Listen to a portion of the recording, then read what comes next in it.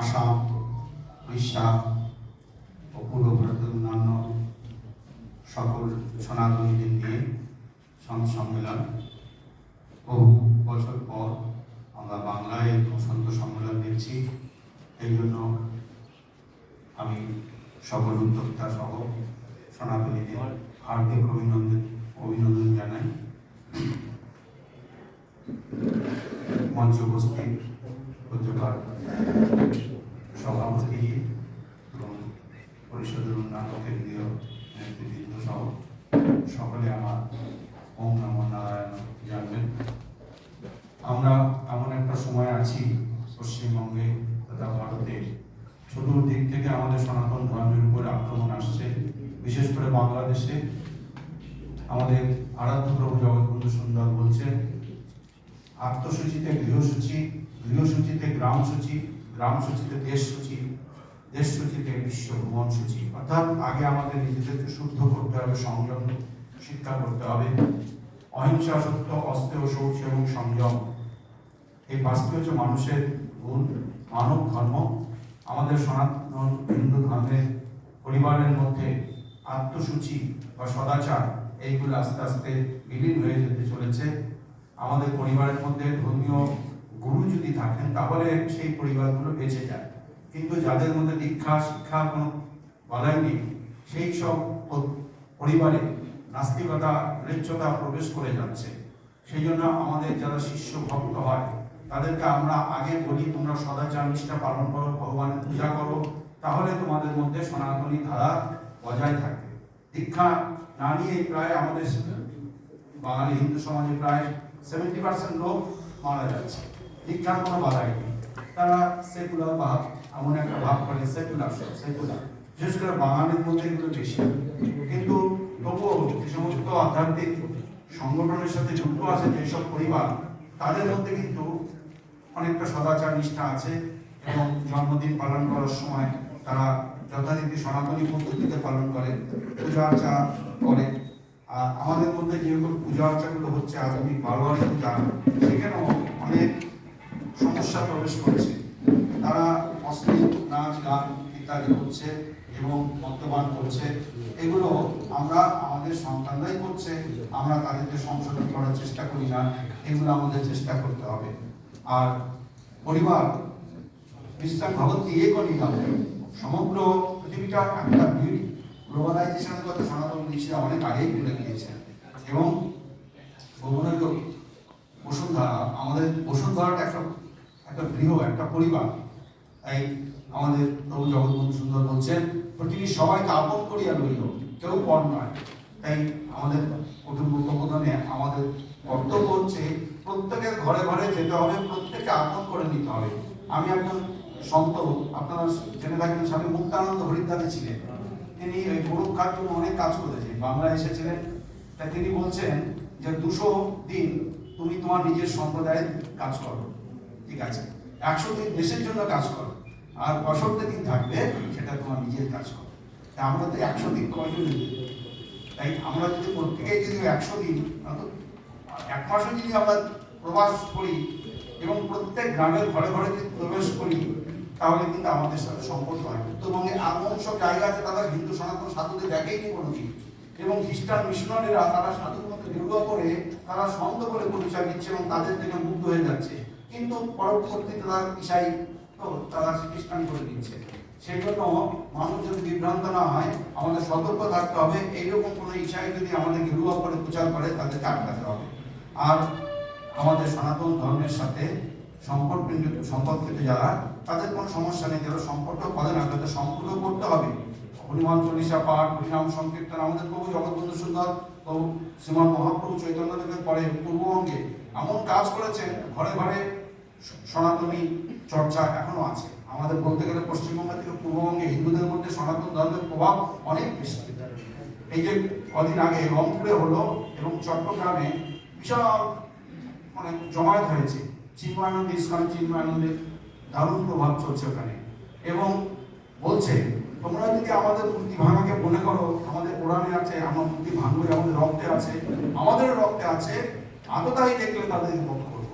রামচন্দ্র তারকাকে বলছেন, হয় তারকা তুমি সাধুদের এই আশ্রমগুলো এত নষ্ট করে কেন, মল মূত্র মাংস ইত্যাদি দিয়ে সাধু যজ্ঞ নষ্ট করো কেন? তারকা বলছে এটা তো আমাদের ধর্ম, এটা আমার স্বভাব। ঠিক আছে, 14 বছরের রাম বলছে তোমার স্বভাব তুমি করছো, তোমার ধর্ম করেছো, আমার ধর্ম আমি করবো, আমি তোমাকে বধ করবো। তারকাকে বধ করলে আমাদের ধর্মে আছে আততায়ীকে বধ করা। আততায়ী কারা?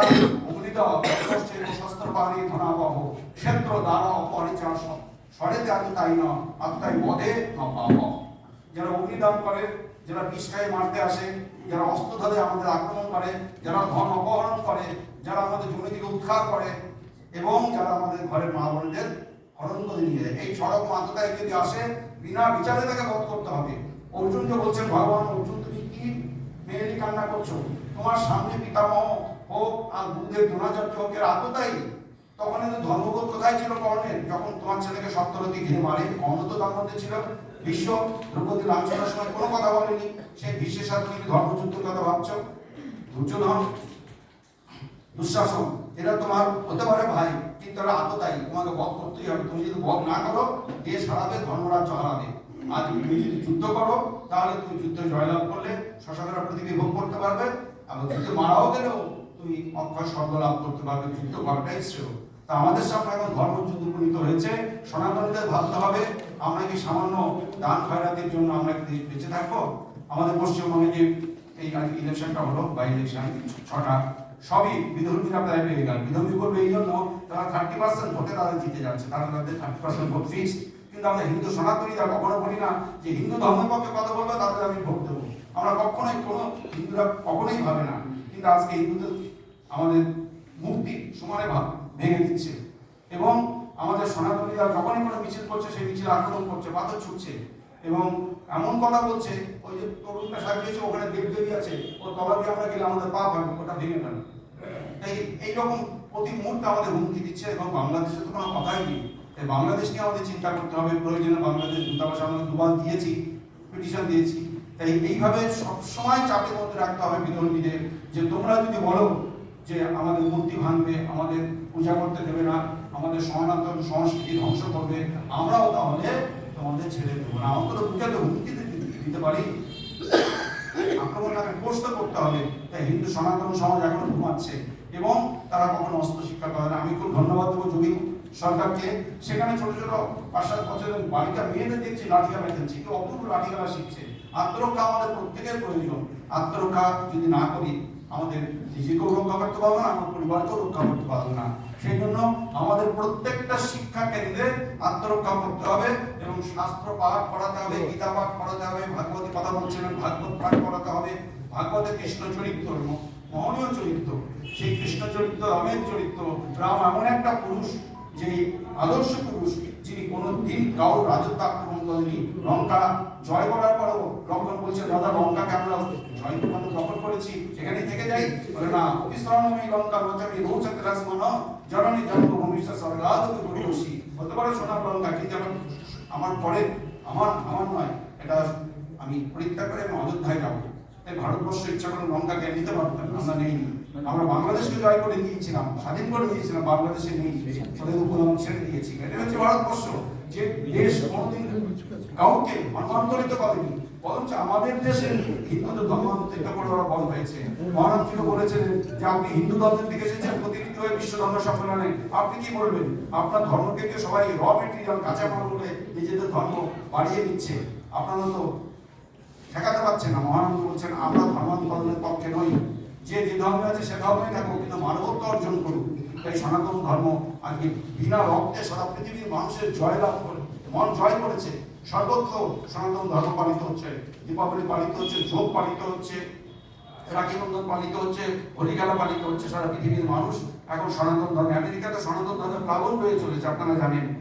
তাই সারা পৃথিবীর মানুষ সনাতন ধর্মের আলোকে আলোকিত হোক, এবং আগামী দিন সনাতন ধর্মের দিন।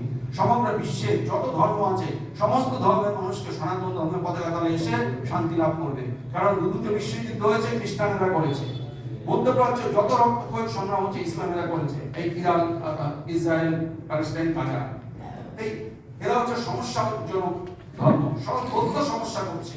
যেখানে ইসলাম আছে সেখানে সমস্যা চূড়ান্ত, সারা পৃথিবীর মানুষ সেখানে ইসলামকে ব্যান করে দিচ্ছে।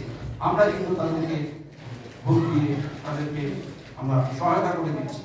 সেই জন্য এমনভাবে আমাদের জীবনটাকে চালিত করতে হবে, সনাতনের পক্ষে যারা তাদের সাথে আমরা আছি, সনাতনের বিরুদ্ধে যারা তাদের সাথে কোনো রকম সহযোগিতা নাই। এবং সনাতনী শিক্ষা, সনাতনী শাস্ত্র, সনাতনী জীবনধারা, সনাতনী রাজনীতি, এইগুলো আজকে আমাদের দেশে বড় প্রয়োজন। সাধু সন্তদের কথা শুনলে তাদের শিষ্য ভক্তরা, আপনারা সেই কথাই শিষ্য ভক্তদের মধ্যে বলবেন।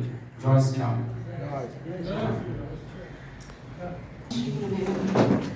मेरे समक्ष आज यहाँ उपस्थित सारे गुरु मूर्तियों को मेरा साष्टांग प्रणाम।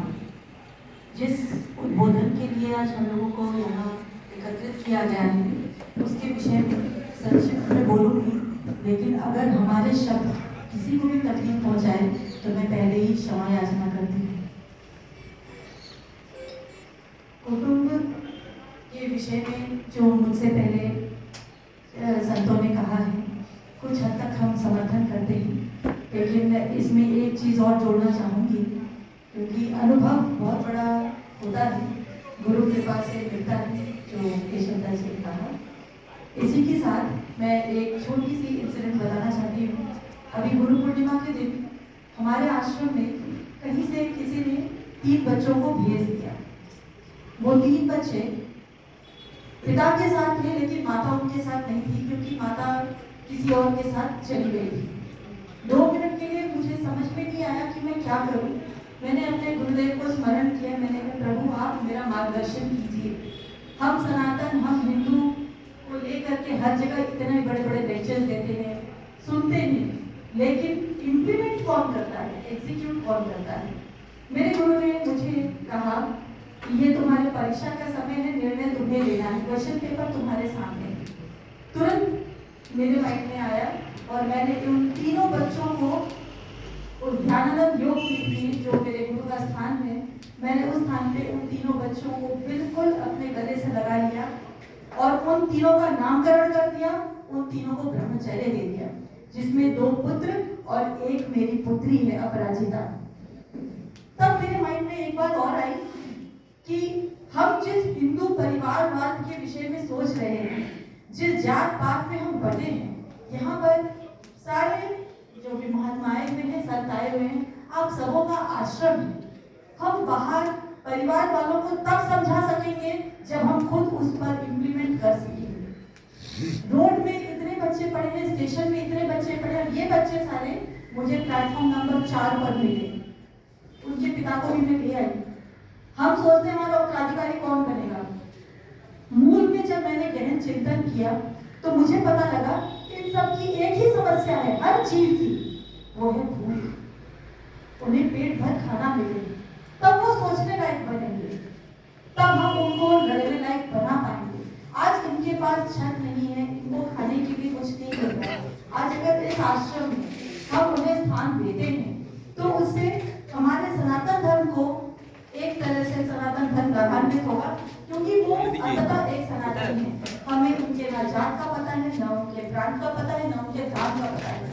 अब उनका नया धाम, नया परिचय उस ध्यानानंद योग पीठ से, क्रिया योग आश्रम से मिला है और हमने तुरंत ही उन्हें क्रिया योग की दीक्षा दी थी, क्योंकि जब बच्चे हमारे हुए, जब हमारा नाम उनको मिल गया तो ऑब्वियस है कल आने वाली तारीख में वो हमारे उत्तराधिकारी ही होंगे, क्योंकि बच्चे वो मिट्टी के रौंदे हैं जिन्हें हम नया आकार दे सकते हैं। ऐसा हमने पढ़ा है, ऐसा गुरुओं से शिक्षा मिली है, ऐसे संतों की वाणी है। जब मैं उनको दिखा पाऊंगी तब वो हमारे उदाहरण बनेंगे समाज के लिए।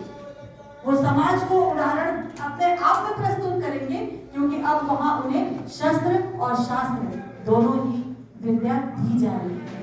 शस्त्र के लिए एक महाराज वहाँ पर हैं जो कराटे और जूडो जानते हैं, लाठी चलाना जानते हैं। तो जब तक मैं खुद उसको इम्प्लीमेंट नहीं करूँगी, मैं किसी और से क्या आग्रह कर सकती हूँ। क्योंकि किसी ने मुझसे सवाल किया था, माता जी आपने तो बहुत आसानी से कह दिया कि हमें बच्चों की संख्या बढ़ानी चाहिए, लेकिन उनके पेट को कौन पालेगा। अब हम जितना भी फिलोसॉफिकल आंसर्स दे दें कि भाई पेट चलाने वाला भगवान है, लेकिन धरती पे तो भगवान ही आ रहे हैं, तो उन्हें कर्म योग में परिणत करना वो भी हमारा दायित्व है। उसके लिए ये मुझे लगता है कि अगर हम इस तरीके से आगे बढ़ते हैं कि जहाँ भी हमें दिखता है कि कन्वर्जन क्यों हो रहा है, हमें उसके मूल में जाना चाहिए। आप सब संत महात्मा हैं, यहाँ मेरे पास में बिल्कुल है अज्ञानी मूढ़मती, लेकिन फिर भी बोलना चाहूँगी, अगर हम किसी भी प्रॉब्लम्स को देख रहे हैं तो प्रॉब्लम से पहले उसके सारे सॉल्यूशंस मौजूद हैं। हम प्रॉब्लम्स के पीछे ही भागते हैं, but we are not going to take any solutions, we are not looking for the solutions. हम लोग को सॉल्यूशन ढूंढना है। आज कितने सारे गाँव में अभी क्या करते हैं, बड़े बूढ़ों को समझाएंगे कि भैया आप आओ आओ आओ आओ, आप उनको नॉक करते रहिए करते रहिए करते रहिए, कब वो मानेंगे, कब हमारा कार्य सिद्ध होगा। लेकिन जब गुरु कृपा से हमारे सामने में ये बच्चे मेरे नजर में आए, अब ये मैं तो नहीं कह सकती कि भाई हम सारे बच्चों को उठा के ला सकते, क्योंकि सामर्थ्य हमारा जितना होगा हम अपने सामर्थ्य के अनुसार वो कार्य कर सकते हैं। और हाँ, उसी के साथ उनको देख करके मैंने उन्हीं के पिता को इन्वॉल्व कर दिया, एक जागा खरीद लाई और मैंने उससे कहा भाई तुम इसमें वोट पीसो, और वो मतलब वो चने को पीसो और उससे जो बेसन निकल रहा है उसको हम अपने ही महात्मा के माध्यम से उसे मार्केट में मार्केटिंग करवा रहे हैं। इससे मेरा दो काम सिद्ध हुआ, एक वो स्वावलंबी बनेगा, उसे लगेगा कि मैं फोकट में आश्रम में नहीं खा रहा हूँ, इस आश्रम के प्रति मेरा भी दायित्व है, जो धीरे धीरे समय के अंतराल में अवश्य ही गुरु कृपा रही तो वो समझेगा। और दूसरा कि उनके बच्चों को जो शिक्षा दी जाती है कि हर जगह प्रकृति अपने आप को बैलेंस करती है, गिव एंड टेक, तो ऐसा मेरा अनुभव है।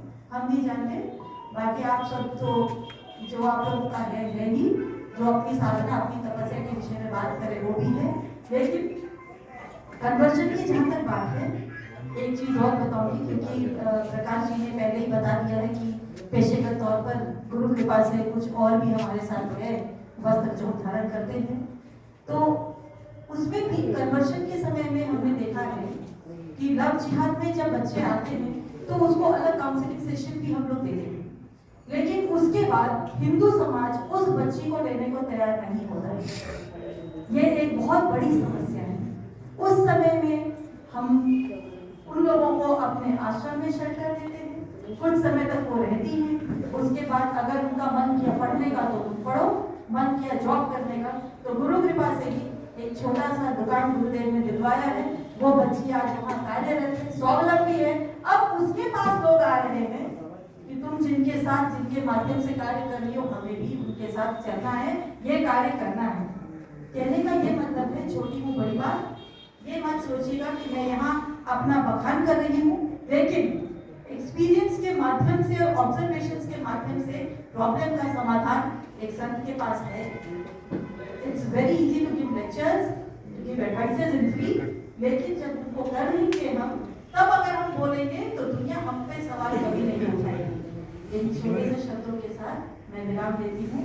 भारत माता की जय, वंदे मातरम। अपने मध्य में परम पूज्य बौद्ध संत भदंत अग्गा धम्म जी महाराज विराजमान है। उनसे निवेदन करता हूँ